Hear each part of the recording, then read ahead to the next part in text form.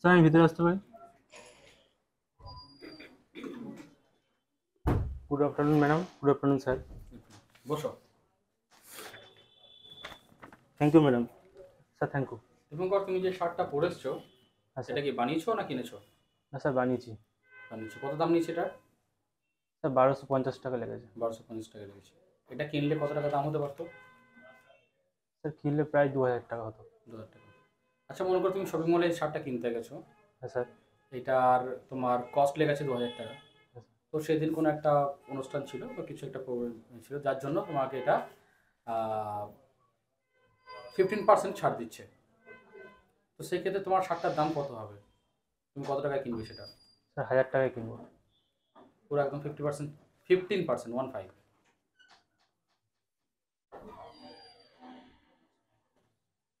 Sir একটু, sir এই মুহূর্তে এই মুহূর্তে মনে আসছে না। আচ্ছা, পড়াশোনা কত দূর করেছো? স্যার আমি গ্র্যাজুয়েশন পাস করেছি। কী নিয়ে পড়েছো? স্যার আমার অর্থনীতি, ইতিহাস এবং ভূগোল ছিল। অর্থনীতি, ইতিহাস, ভূগোল ছিল। আচ্ছা, ভূগোলে কিছু প্রশ্ন। অর্থ। তুমি আমাকে সাউথ ইন্ডিয়ার যে কোনো একটা ডান্স ফর্ম বলো। স্যার ভারতনাট্যম। কোন স্টেটে? তামিলনাড়ু। তামিলনাড়ু। তামিলনাড়ুর বর্তমানে এখন রাজধানী কি আছে? স্যার তামিলনাড়ুর রাজধানী চেন্নাই। চেন্নাই। দুদিন আগে একটা উৎসব গেল, লোহড়ি। এটা কোন রাজ্যে? ম্যাডাম মহারাষ্ট্র। পোঙ্গল? ম্যাডাম তামিলনাড়ু। কিছু। অর্থনীতি পড়েছো তাই তো? হ্যাঁ ম্যাডাম। আচ্ছা, মুদ্রাস্ফীতি বলতে কি বোঝো? ম্যাডাম মুদ্রাস্ফীতি বলতে বোঝায় কোনো অর্থবর্ষে একটি দেশে যখন পণ্য ও পরিষেবার মূল্যবৃদ্ধি ঘটে তখন তাকে মুদ্রাস্ফীতি বলে। এর ফলে জিনিসপত্রের দাম বেড়ে যায় এবং জিনিসপত্র কিনতে বেশি টাকা ক্রয় করতে হয়। ভারতের মুদ্রাস্ফীতির হার কিরকম থাকে মোটামুটি? মানে 1 ডিজিট না 2 ডিজিট? ম্যাডাম এই মুহূর্তে এটা আমার জানা নেই। আচ্ছা স্যার, একটু আগে প্রশ্ন করলেন তোমাকে যে যদি শার্টের দাম দোকানে 2000 টাকা হতো, 15% ডিসকাউন্ট দিত, তুমি সেটা মিস করে গেলে, বলতে পারলে না। যদি 15% না হয় 50% ডিসকাউন্ট হতো, তাহলে তুমি কত টাকায় শার্টটা কিনতে? 15%-এর জায়গায় ম্যাডাম 50%। 2000 টাকা, 1000 টাকা। 1000 টাকা। আচ্ছা দীপঙ্কর, হ্যাঁ তুমি তো স্যার। গ্রাম থেকে আসছো সম্ভবত, তাই হ্যাঁ তো? স্যার। আচ্ছা, তো তুমি তোমার গ্রামে মানুষ যারা থাকেন, তো এদের কোনো বিষয়ে তুমি ওনাদেরকে হেল্প করতে পারো? তুমি একজন শিক্ষিত একজন ব্যক্তি, একজন গ্রামবাসী। তো কোনো রকমভাবে তাদেরকে হেল্প করার জন্য কোনো উদ্যোগ বা কিছু করেছো এর আগে? হ্যাঁ স্যার করেছি। এমনি ধরুন কোনো কাজ, ধরুন একটা মানে কোনো ভিডিওতে যাওয়া, হুম। কোনো তাদের সাহায্য করা, মানে তাদের কোনো নোটিফিকেশন লিখে দেওয়া থেকে শুরু করে আমি কাজ করেছি আচ্ছা, এর আগে। কী ধরনের অ্যাপ্লিকেশন লিখেছো?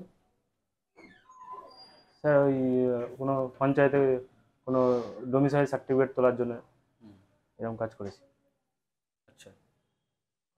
তুমি যেহেতু তোমার পান্ডুয়া বাড়ি না, হ্যাঁ স্যার। নতুন ভিডিও কে আছেন? স্যার পান্ডুয়ার ভিডিও হলেন মাননীয় সাথী চক্রবর্তী মহাশয়। সাথী। আর পান্ডুয়ার যে ওসি, ওর নাম কি? স্যার পান্ডুয়া থানার ওসি হলেন মাননীয় প্রশান্ত ঘোষ মহাশয়। মহাশয়া বলবে। মহাশয়। আচ্ছা, একটা পাণ্ডা তো মালদাতেও একটা পাণ্ডা আছে না? হ্যাঁ স্যার। আচ্ছা, তো এই পাণ্ডার সঙ্গে এই পাণ্ডা কোনোদিন এরকম কেউ বুঝতে অসুবিধা করছে, এরকম কোনোদিন হয়েছে যে তুমি এই পাণ্ডার কথা বলেছো হুগলির, অনেকে মালদার পাণ্ডা ভেবে নিয়েছে? স্যার আমারই প্রবলেম, সমস্যা হয়েছিল। হুম। আদিনা মসজিদ আমি পান্ডুয়াতেই ভেবেছিলাম, কিন্তু এখন আমার মনে হয় মালদাতে আদিনা মসজিদ। ঠিক আছে। ম্যাডাম ধন্যবাদ স্যার, আপনাদের ধন্যবাদ। ঠিক আছে। মোটামুটি তোমার বেশ ঠিকই হয়েছে বা ইমপ্রুভমেন্ট অনেকটাই হয়েছে বলবো। ঠিক আছে। আরেকটু হয়তো মানে আরেকটু মন খুলে বলা যেতে পারে, তাহলে ভয়টা আরও কাটবে। অনেকটা হ্যাঁ কেটেছে, হ্যাঁ। তুমি প্রথমের দিক থেকে একদম সাবলীলভাবে অনেকটাই বলতে পারছো বলছো। ভিডিওর নাম ভুল বলেছো। ভুল হয়েছে, জানতে হবে।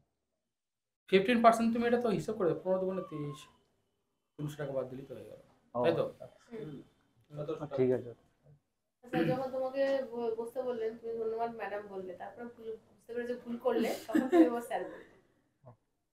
আচ্ছা, এই যে গ্রামবাসীকে হেল্প করে, এটা এক কথায় তোমার বলে দেবে না যে গ্রামের অনেক মানুষ ঠিক করে ফর্ম ফিল আপ করতে পারে না, কোনো সময় টাকা তোলার প্রয়োজন পড়লে বা অ্যাপ্লিকেশন করার প্রয়োজন পড়লে সেটা আমি লিখে দিই।